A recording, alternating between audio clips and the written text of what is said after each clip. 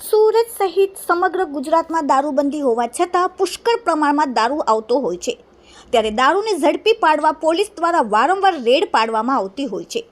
તેમ છતાં સુરતમાં આવતા દારૂને લાવવા માટે બુટલેગર દ્વારા અવનવા કિમિયા અપનાવવામાં આવતા હોય છે।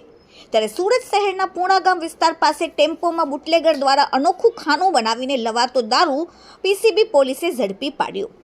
દારૂ લાવનારે અનોખી રીતે દારૂ છુપાવવા માટે ટેકનિક વાપરી હતી। ટેમ્પોના બોનેટમાં અને સીટ નીચે ખાનું બનાવી દારૂ છુપાવવામાં આવ્યું હતું। દારૂ સાથે પોલીસે 2 આરોપીઓની પણ ધરપકડ કરી છે, જ્યારે એક આરોપીને પોલીસે વોન્ટેડ જાહેર કર્યો છે। પૂણાગામ સર્કલ પાસેથી ટેમ્પો ઝડપી પાડવામાં આવ્યો। આ દારૂ સેલવાસથી લાવવામાં આવ્યો હતો। 720 વિદેશી દારૂની બોટલ કબજે કરવામાં આવી છે।